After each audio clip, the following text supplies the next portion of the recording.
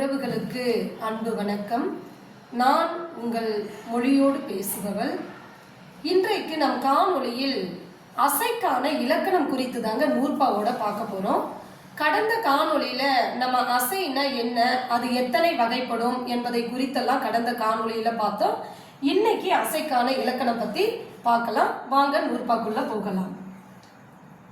அசைக்கான இலக்கணம்: குறிலே நெடிலே குறிலினை ஏனை குறில் நெடிலே நெறியே வரினும் நிறைந்தொற்று அடிப்பினும் நேர் நிறை என்று அறிவே புரையுமென் தோழி. உதாரணம்: ஆழி வெல்வே வெறியே சுராநிறம் விண்தோய் விழாம் என்று வேண்டுவரே. இதுதாங்க அந்த நூற்பா நீங்க விளக்கத்தை தெரிஞ்சுக்கணும். ரொம்ப எளிமையா மனசுல நம்ம பதிய வச்சுக்கலாங்க.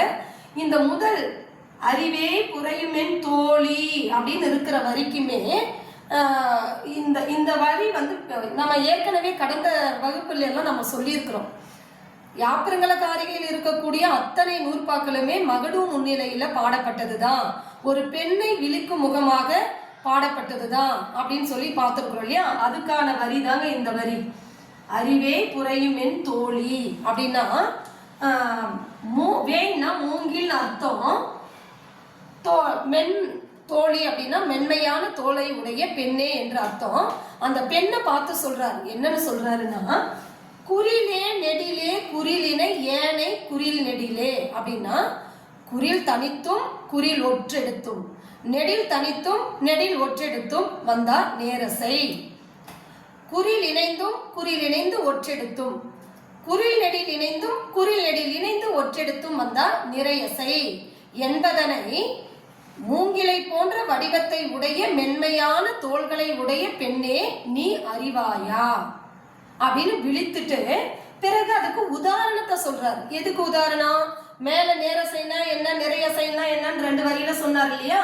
அதுக்கான உதாரணத்தையும் கீழே சொல்றாரு. அந்த உதாரணத்தை தான் நான் இங்க வந்து உங்களுக்கு அட்டவணைப்படுத்தி காட்டியிருக்கிறேன். இப்ப இதுல உதாரணம் கொடுத்து அதுக்கப்புறம் இருக்குது பாருங்க. ஆழி வெல்வேல், இது வந்து என்னன்னா நேரசைக்கான எடுத்துக்காட்டு. எப்படி பாருங்க, இங்க எழுதியிருக்க பாருங்க. ஆழி வெல் வேல், இது எப்படி நேரசை ஆகும்? நேரசைக்கான இலக்கணம் நமக்கு மேல சொல்லியாச்சு. என்ன நேரசைக்கான வாய்ப்பாடு நம்ம என்னன்றது கடந்த காணொலியிலே பார்த்திருக்கிறோம். குறில் தனித்து வந்தால் நேரசைன்னு சொல்லிட்டோம். இங்க பாருங்க, லீ குறில் தனித்து வந்திருக்கு. அதே போல நெடில் தனித்து வந்தா நேரசை ஆ தனித்து வந்திருக்குது. இங்கே நூற்பாலே நமக்கு கொடுத்துருக்காங்க. அதை தான் நான் இங்க பிரிச்சு இப்படி எழுதி காட்டியிருக்கேன்.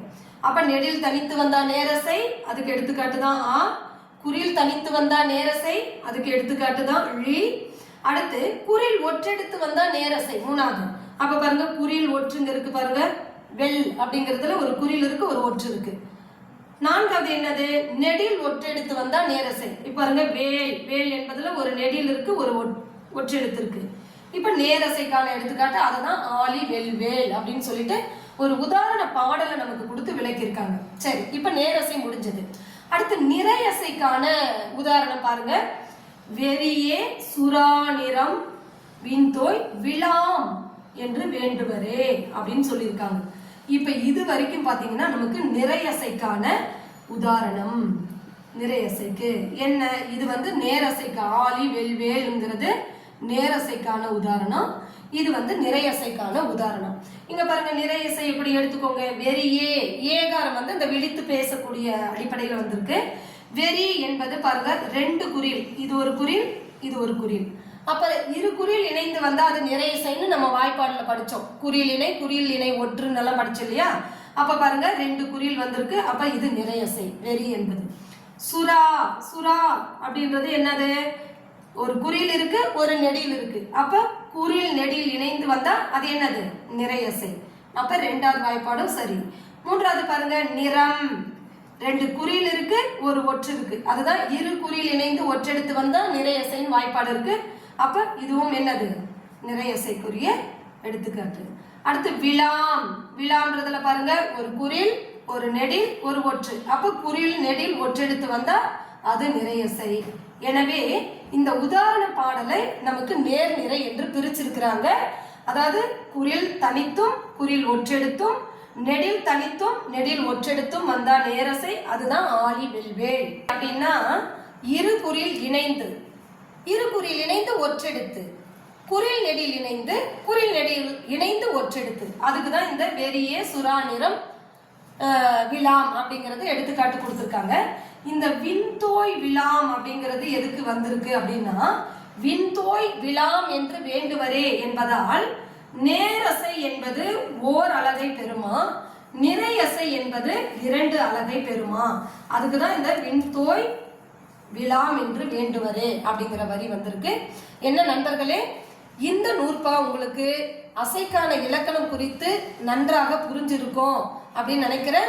இந்த காணொலியை பார்த்தீங்கன்னா கட்டாயம் உங்களால் எளிமையாக இந்த நூற்பாவை மனனம் செய்து கொள்ள முடியும். காணொலி நன்றாக இருந்தால் மறக்காம போயிட்டு லைக் பண்ணுங்க, கமெண்ட் பண்ணுங்க, ஷேர் பண்ணுங்க, சப்ஸ்கிரைப் பண்ணுங்க. நன்றி.